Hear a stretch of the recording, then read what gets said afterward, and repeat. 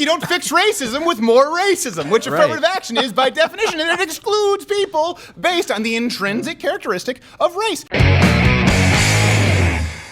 Question of the day, your opinions on affirmative action. We have a Change My Mind coming up. So not only that, but how do you feel it's been presented in the media? Also, do you think that I won't be here if I rebut this video from VOX on affirmative action? Let me set this up so you know where we're going. There's a reason this debate makes you want to cry, and it's not just because it's about race. It's because we suck at talking about race-based affirmative action.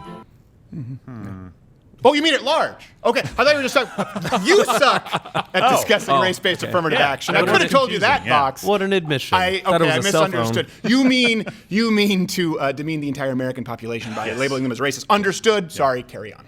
Good SAT score, plus 10. Class president, plus 8. Good. You play the bassoon, plus 15. Terrible. We Plus mostly 15. agree that these factors are a good way to decide who should get a seat. But Yes. there's one factor where Americans disagree. Race. Okay, first off, there's a reason that I picked this video from VOX, because it is either the most misinformed or deliberately, selectively misleading in some of the statistics that they present. I'll get to that in a second. One thing, did you notice really quickly they just talked about SAT scores, playing the bassoon? Everything mentioned there, with the exception of race, is performative. Playing the bassoon, that's an action. Getting a good SAT score, that's an action. Right. Being black or Asian, not an action.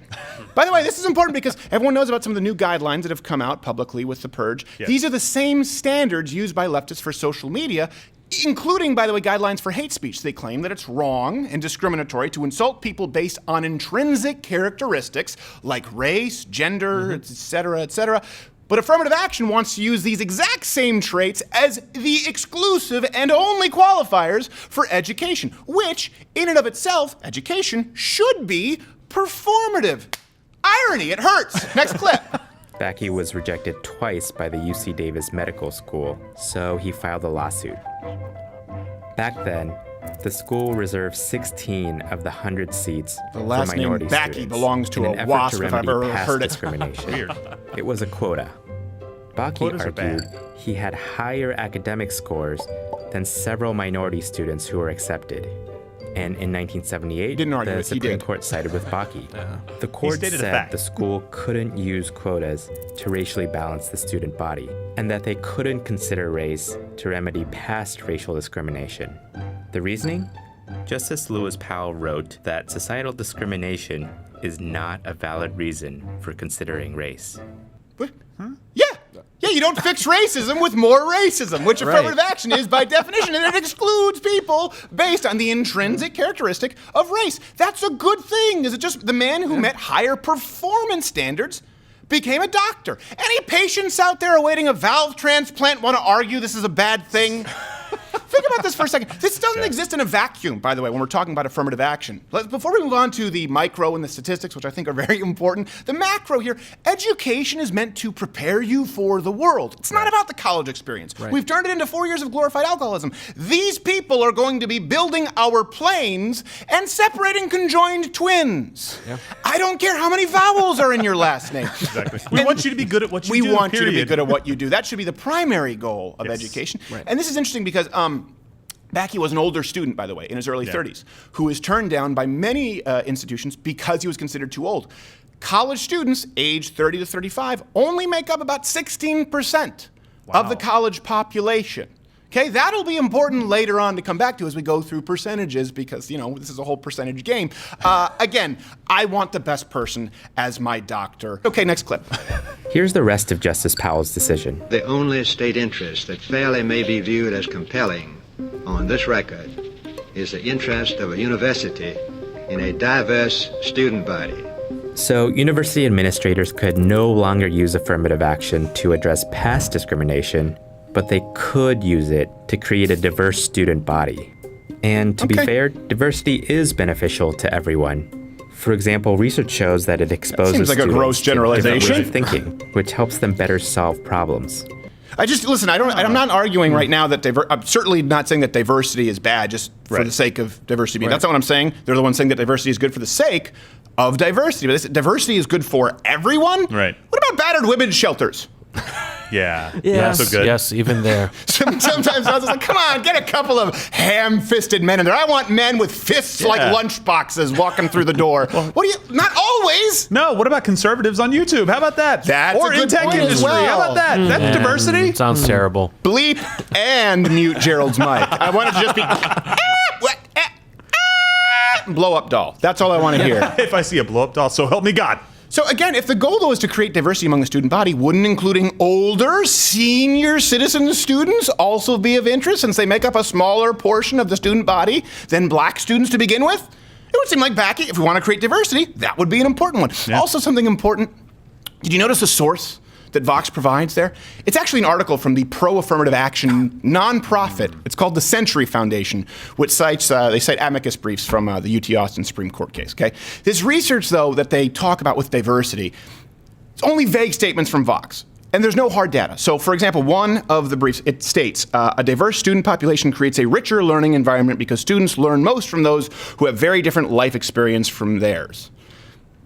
Okay, I mean, yeah. it sounds right. Another says college students who experience positive interactions with students from different racial backgrounds results in more open minds and engaging classroom conversations. Oh, okay, that's fine. I don't think anyone here has a problem with this. That sounds great. Doesn't necessarily sound like hard data. Let's look at some of the hard data. And stay with me here because ironies, okay? We know that some kinds of diversity can negatively impact student performance. Now, before you start throwing out the David Duke accusation, no, that's not where I'm going. No. Studies are clear that students in single-gender schools, for example, have better academic outcomes. When these schools have been made co-ed, for example, all boys schools and all girls schools, academic performance dropped.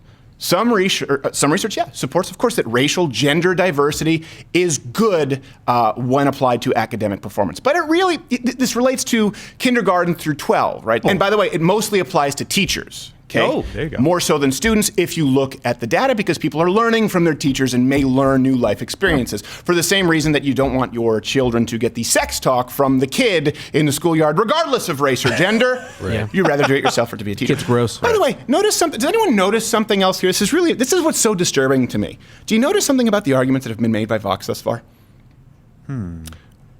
All of these, they could be used to create racially segregated schools.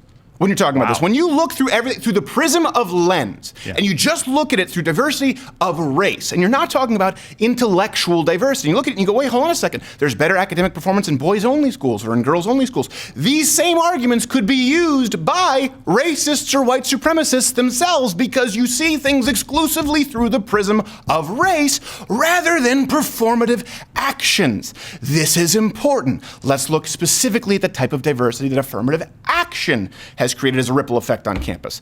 Even the left-wing publication The Atlantic, has covered in depth how many students brought in by affirmative action have had bad, quote, bad, I want to make sure you know I'm not misreading, bad, quote, bad, from The Atlantic academic experiences because they were mismatched against students who have better academic qualifications. Now, what am I talking about here? I'm not saying they had bad experiences because there were Asians or there were black kids. What I'm saying is people who got into schools who were not qualified for those positions ended up having bad experiences because of seeing the results through the lens of racial diversity exclusively.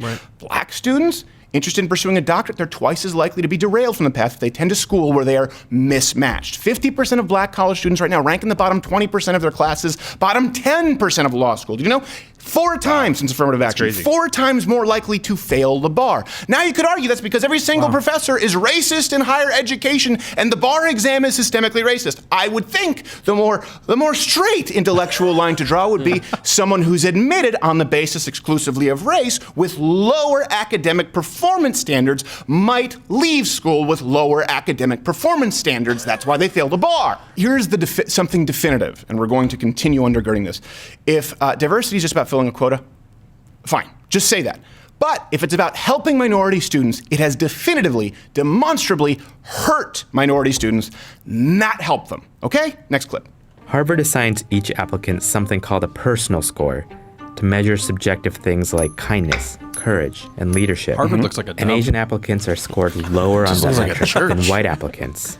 Meanwhile, Asians on scored the lower in academic kindness. I think they metric, double-sampled Asian Bill's mom. applicants tend to score higher than white applicants. That's actually who she is. So the plaintiffs argue that since Asians have better academic profiles, Harvard is using this personal score to balance out the number of Asians they get, which is ultimately How does that not fancy sound racial racist? quota. Is it me? But in this chart, you can see that the share of Asian students varies a lot from year to year. Most misleading graph in the whole video. If Harvard had a quota, you'd expect that share to stay the same.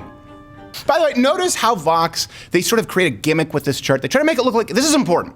This is why I think this is deliberately misleading, because you would have to seek out a way to manipulate a statistic that is far less straightforward than the statistic that matters. I think, correct me if I'm wrong, everyone in this room, and if you're watching, comment below, okay? So pause it, respond, so we can get a genuine answer.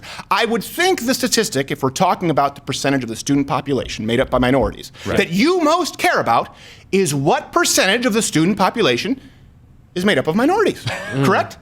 Yeah. Seems like that's the number we want to be looking for. Okay, that's not what that graph shows. Okay, if you read the heading on the chart, it is the change in share of admitted students who are Asian. They aren't looking at the percentage of Asians by year, which remains remarkably stable. Just take a look. Harvard currently has around 25% of Asian students. That percentage has been unbelievably stable over the years, regardless, and this is why it's important, regardless of application numbers from Asian students. The chart that they use just looks at a percentage of change each year. That's a percentage of a percentage.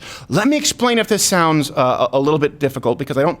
Math is not any of us here, despite my. I am not a math Asian. You're a lawyer Asian. Yes. And that is not intrinsic. It is because of your education, and I respect you for it. Yes. You're wrong. It has nothing to do with you being slight and relatively hairless.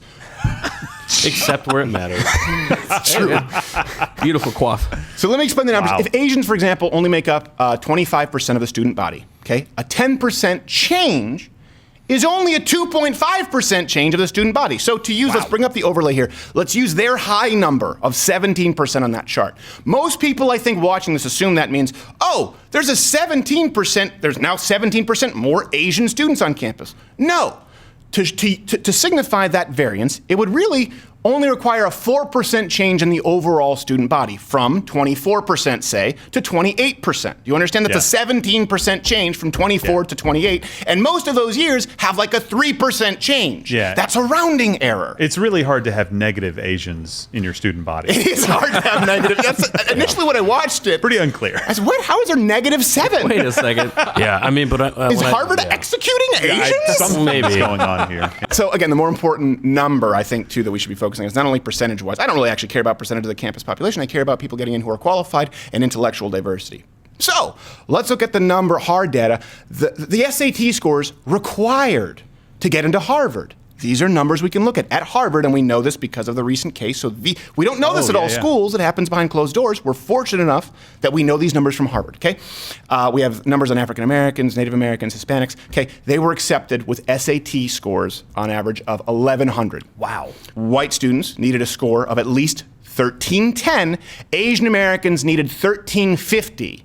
For women and 1380 for men. Now, this is important because everyone looks at this and goes, well, hold on a second. Asians have been overrepresented on college campus if you see everything through the prism of lens, which I believe is inherently racist. I know I'm not supposed to say that, but I believe if you only see people as Asian, black, white in the statistical realities, you're a racist. That's just opinion, you know, Merriam-Webster. What a bitch. So, keep in mind, everyone goes, yeah, Asians are overrepresented, so that's a good thing.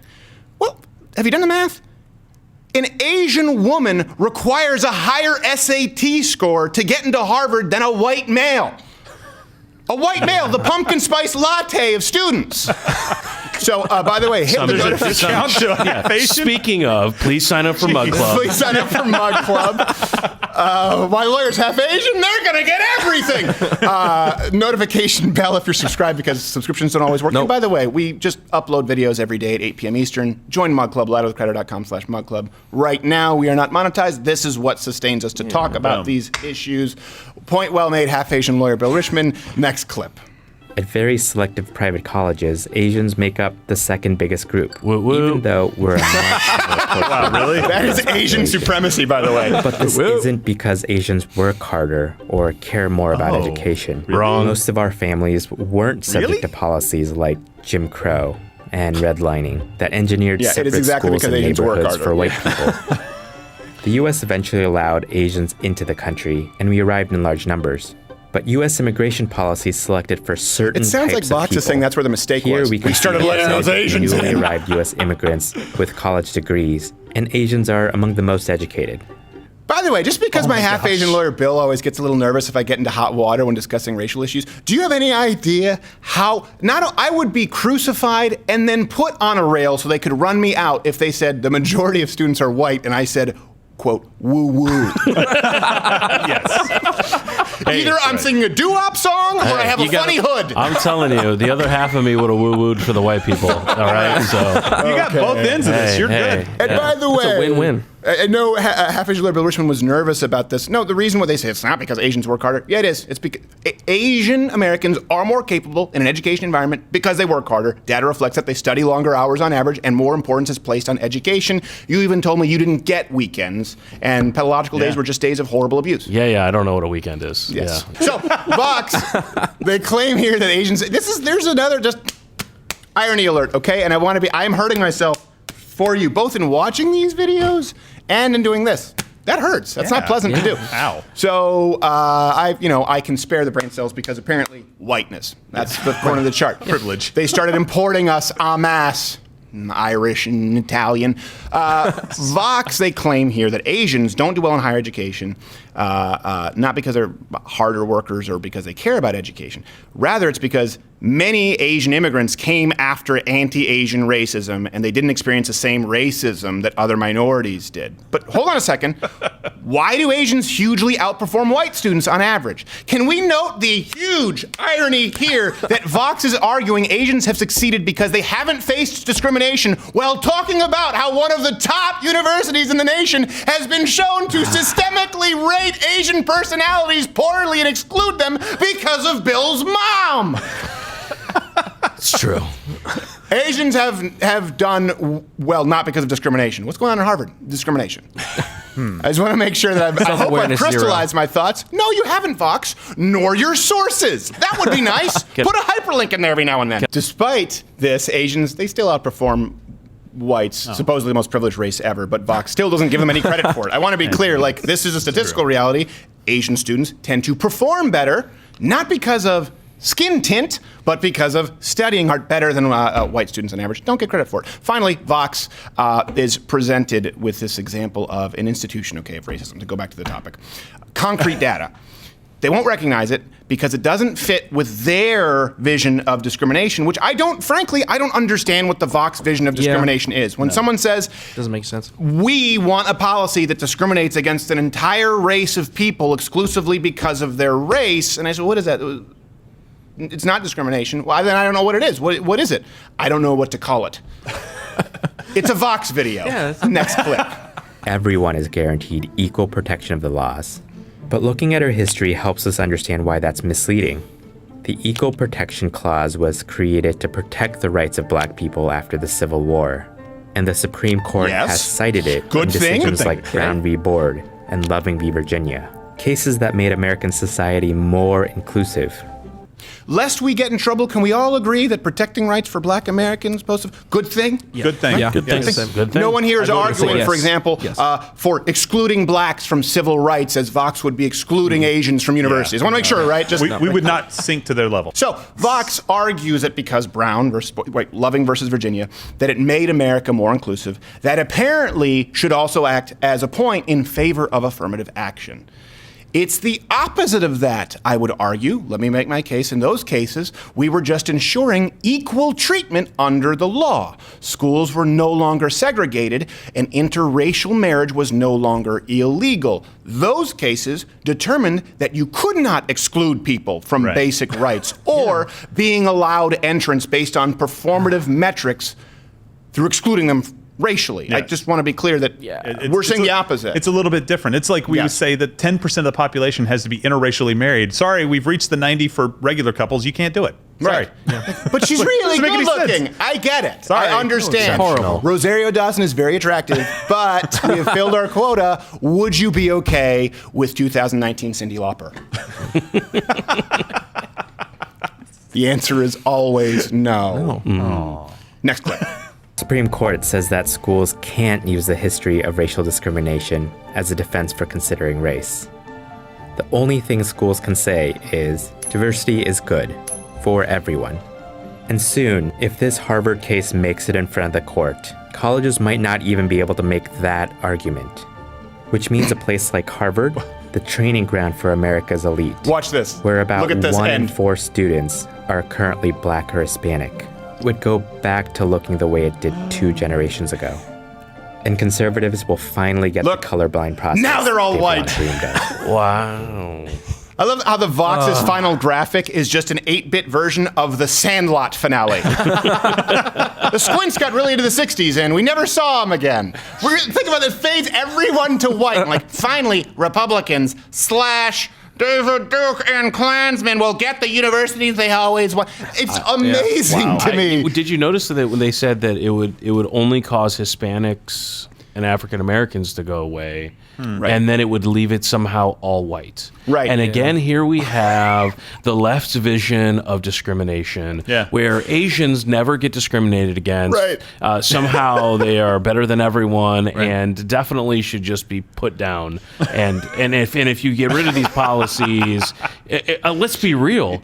My cousins and I are going to take over Harvard if you get rid of these rules. I mean, It's not gonna be the what's white gonna kids. I was happen. looking at those. I was going, wait, hold on a second. What happened to all the Asians? This whole video was about the Asians. Is it just because you picked the graphics from No, man. NES's Motocross? No. We married Mark Zuckerberg. That We was a left great school. game. Are you kidding? It was a great game. It was a great game. They decided that they were going to, also, okay, I don't know if we can say, first off, you have your NBC Universal Comcast, one of the biggest multimedia conglomerates in the world. Can you do some graphics? And can you hire a voiceover artist? Come on. Can we- Like at one point, can we just have Morgan Freeman? Like, you have the money. They're spending all the money on the xylophone. Not player. all of your animations have to look like Pong. By the way, if we went back to how things looked like before affirmative action, this is something that's really important. Okay, hold your notes. Here comes the cold water. We'd actually have more black students and minorities at top colleges. With affirmative action, post-implementation of affirmative action, we now have less blacks and Hispanics at the top universities than 35 years ago. That's the elephant in the room that Vox refuses to mention. I guess in this case, the tiger. And they're too concerned with the tigers in the room. But Stephen, did you just make that up? Where did you get that source from? New York Times, yeah. Oh, wow. Watch. Now they're going to their home have paper. Snopes fact checks New York Times into the video.